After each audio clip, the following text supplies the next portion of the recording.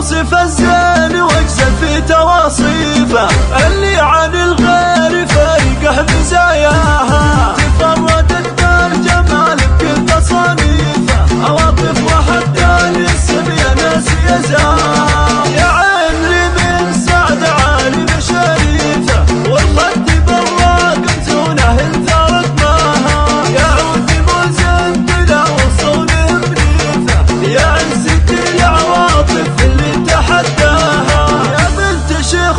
جزيلة المواقيفه، حمود والطايل يتعب لمرقاها، راعي الكرم والشجاعه مكرم ضيوفه، يا القصايد لمن حسن معناها، والجد مهدي معروفه مواقيفه، والف حميد المدح للكرم ويزهاها، ابوصف الزين واجزل في تواصيفه، اللي